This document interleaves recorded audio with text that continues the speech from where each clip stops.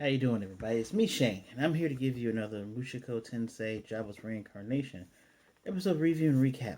Today's episode is episode 16, Family Squabbles, and I'm wearing my dry bone shirt because today is Halloween. So happy Halloween to you all. Um, I have my notes right here, but um, after just watching this episode, it's man, I keep regurgitating the same thing over and over again.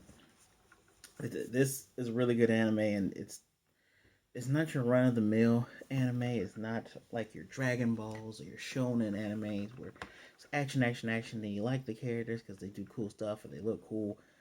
This is very much a character driven anime, and it has occurred to me because I had to get my mind kind of straight before I did. Let me put on some more light for you guys. I had to get my mind straight a little bit because this episode's heavy, y'all.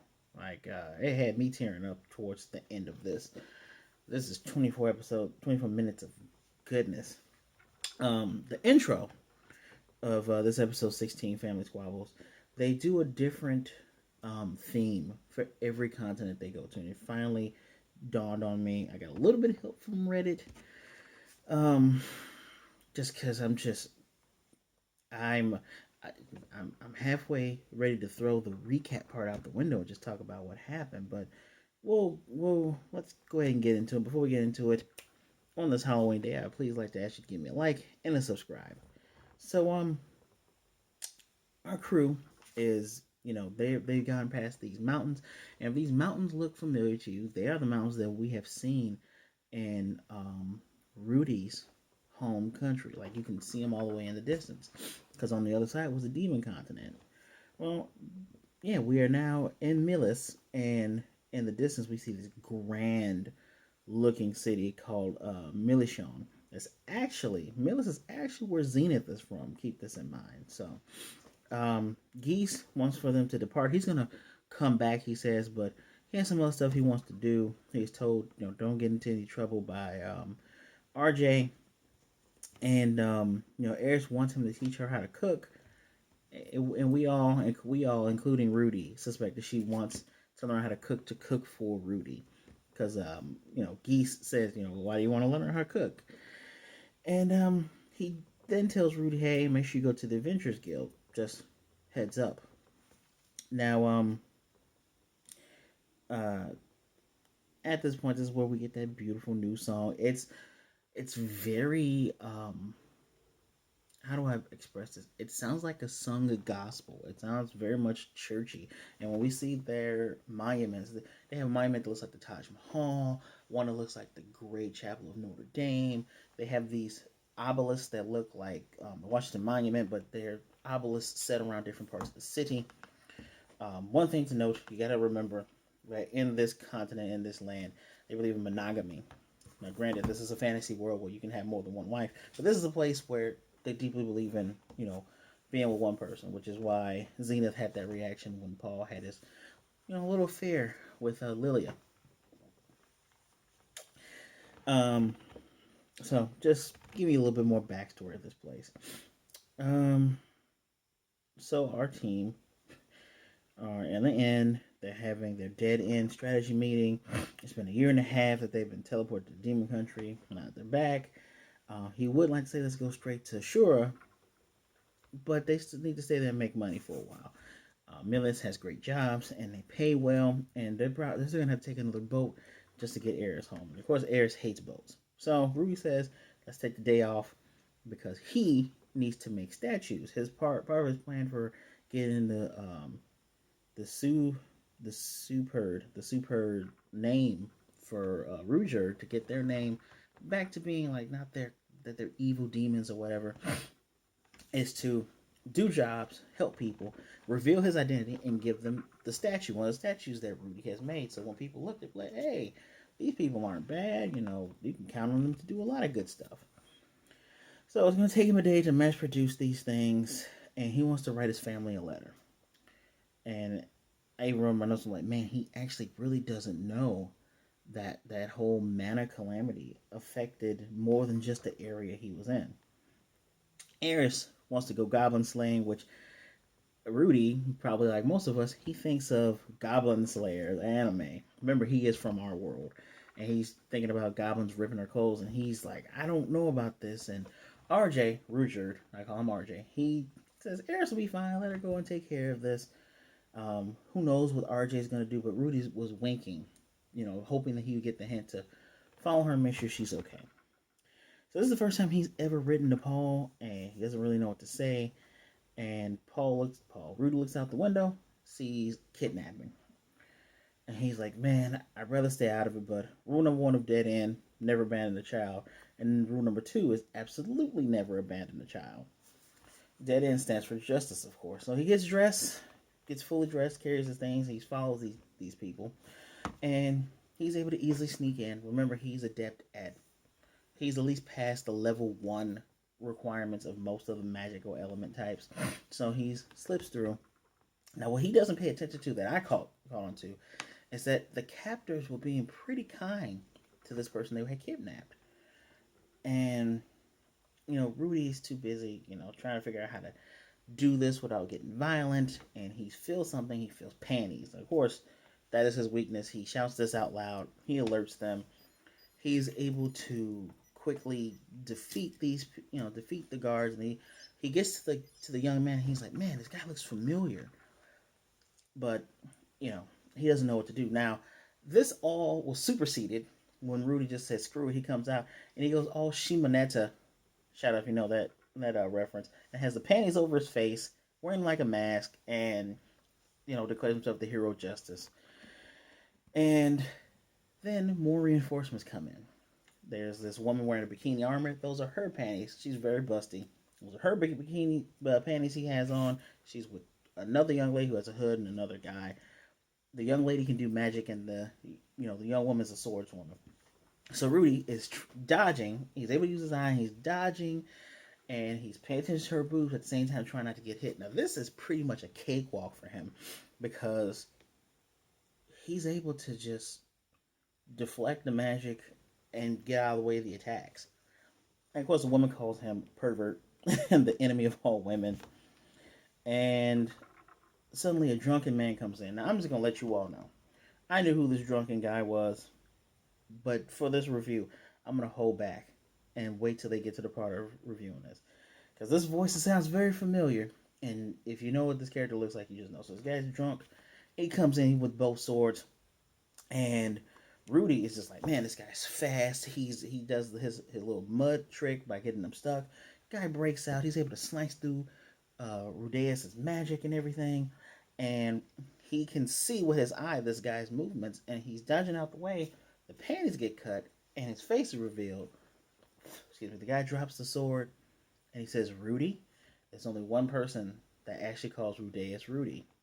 And it's his father, Paul. So now they are in I don't want to call it an inn, but it's more or less a bar. It's a tavern area. And when I mean tavern, when I mean everybody is looking at them, everybody is looking at them. And, he's saying, Rudy hasn't seen any of his messages. Paul looks worse for wear. He has black bags under his eyes. He looks horrible. And he's like, well, I do have a lot to tell my father what's happening. So we get a nice little visual recap. It's not a recap show, but we get images of what's going on. Rudy's telling him what has happened.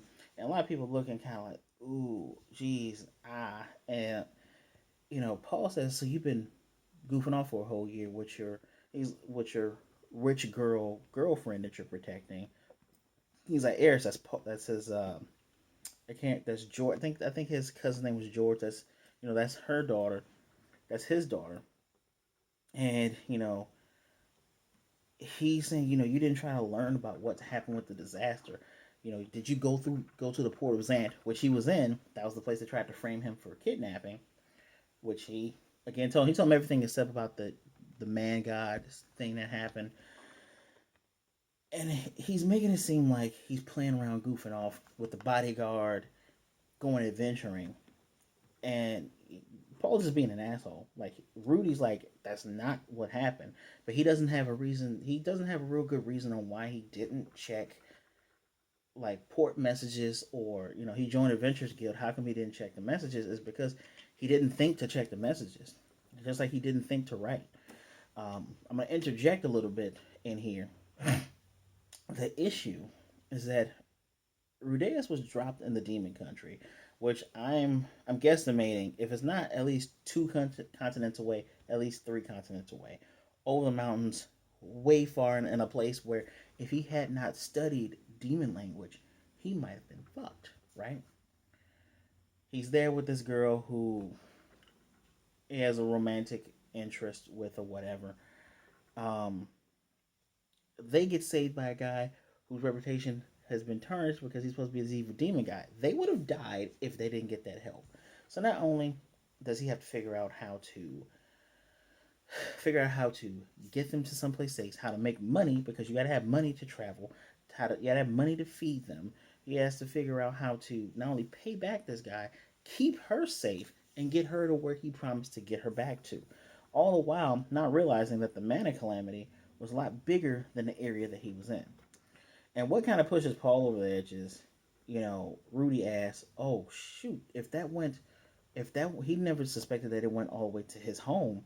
He wondered what happened to Sylvie. He's like, you asked what happened to your girlfriend and not about your mom." And he ends up punching Rudy because then Rudy is able to put two and two together. The boy that they rescued was actually one of the boys that had bullied Sylvie. And while Paul does get a punch on him, Rudy's pissed. They end up getting into altercation. This is where my notes are kind of getting jumbled because I was glued to this situation. Rudy, of course, does magic, and of course, the people are like, "Oh shit, he did magic without needing to do an incantation." He does wind magic, gets on top of his dad, and just punch him. He's like, "It's not like I was having a good time.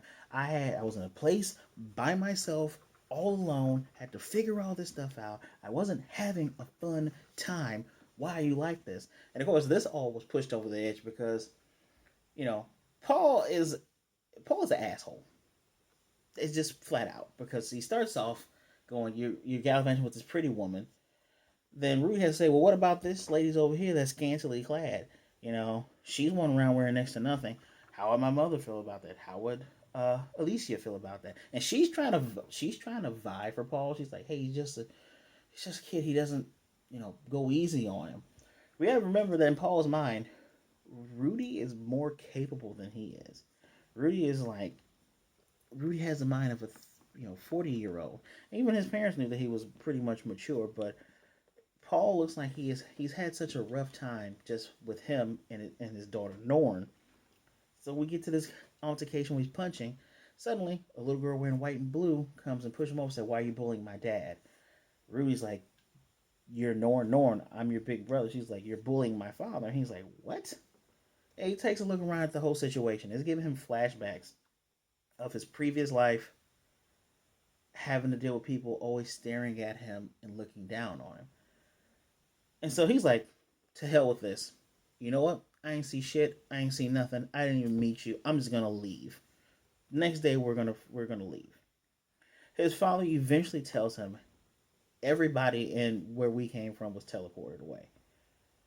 And Rudy again didn't think that it hit that far.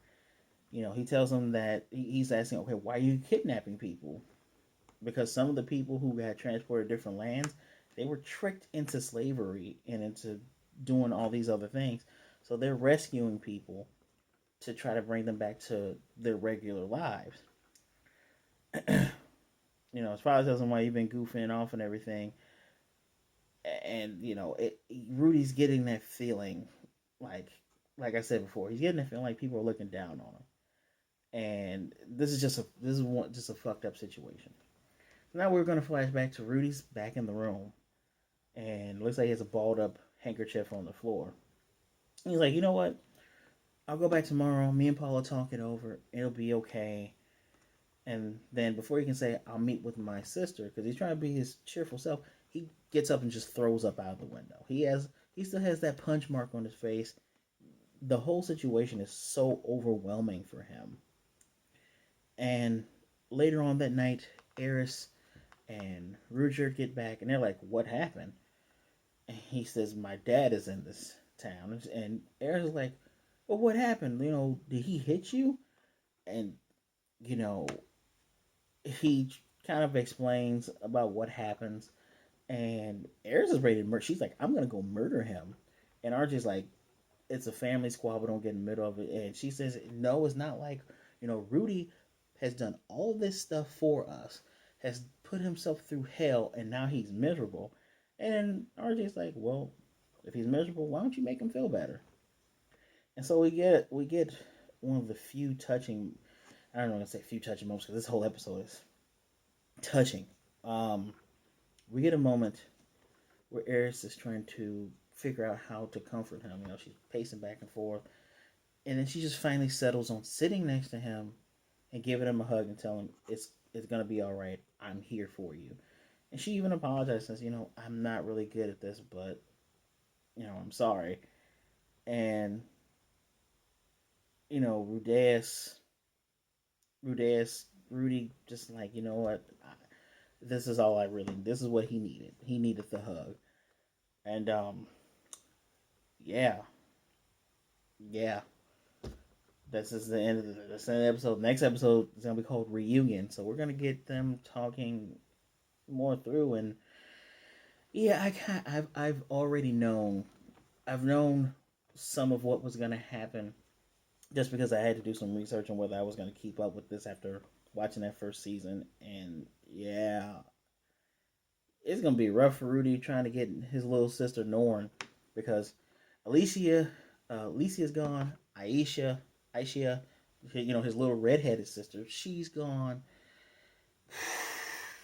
His mother, he even found out his mother hasn't been found yet. Rudy, I've seen online where people are like, Rudy, still immature, doesn't understand the situation. I don't think it is a lack of maturity because he is, regardless of if they see 15-year-olds as adults, and I don't think he's 15 yet, um, he is still a kid who got transported to another world, regardless of his past life and his thinking mind. His mind is able to rationalize and get out of an argument with his father when he's like 4, and able to get to repair his father's relationship with his mother when he's like 5. Regardless of any of those things, he's still a kid, and he's still the type of person who can be overwhelmed when not only does he have to take care of someone else, he has to figure out how to get back home. He has to figure out how to get her home. They don't even know the situation that's gone down with the Greyrat Boreas family. I understand Paul has been running himself ragged, trying to find everybody, trying to find his family. Hope, as it's over, it's a year and a half, and the likelihood that everybody's dead is large. And granted, Roxy is with his past crewmates trying to find everybody as well. But I don't have this maybe this might be a personal problem, but I have issues with father characters that don't see that can't see past their son supposedly being uh better than them or whatever. Like that this whole situation was made worse by Paul just not, instead of being a piece of shit drunken asshole and going, hey, you've been gallivanting, could have been like, you realize the mana calamity, it stretched further than how you thought it was. Rudy probably didn't think the calamity was a worldwide event. He probably thought it was just a single solitary event right then and there. So, semi spoiler, I don't know. Maybe they'll change it in anime. I don't know if Rudy's situation with his sister is going to ever get better because he hasn't been there for most of her life now. So who knows if she's ever going to be able to trust him and not just see him as the guy that bullied her piece of shit father. um, man, this early years is rough. I didn't suspect all of this stuff would happen so soon, and this there was no action in this episode. Realize that you can just tell this was a light novel. It is so character driven. The world is so beautifully fleshed out. I'm lost. I'm at a loss of words. I honestly want to go back and watch this again, but this was so heart wrenching, guys. I don't know how many episodes they're gonna have in this second season, but boy, oh boy, I think this is like the fifth episode of the second part of season one. I can only predict that the ending of this is gonna be in some kind of heartbreak as well. Not like someone dying, but this thing knows how to pull at your heartstrings. And so now I am left in anticipation for seeing what's gonna happen next Sunday at 11 o'clock. But please, if you follow Mushoku Tensei, tell me what did you think of it. You know, I animes like this where they have the let's call it for lack of better words because some people try to say gratification. That's the wrong word for this. The fan service moments. The fan service moments in this show are to purely to a show you how adult these characters have are being shown as. Like, yeah, she's 16, he's 14 or 15 or whatever. In this fantasy world, they're seen as adults. That's one. Two, um, it is to give you a small bit of levity. That the last episode where it's like, oh, this is the happy times of what's going on. Episode before that, we saw her granddad get beheaded. They still got a lot of crap to deal with because now you're gonna have to deal with political intrigue and stuff like that. Um, we still don't know what happens to Ghislaine. We still don't know what happened to Zenith. Although I know, I'm not telling you. We still don't know where Aisha and Lilia are.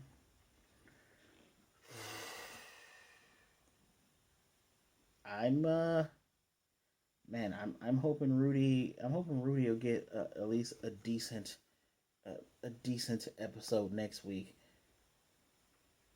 But as always, I already asked you. I'm gonna ask you again. Leave me a comment down in the comment section down below. Um, I do want to hear your thoughts on this, please. If you made it this far, leave me a poor Rudy.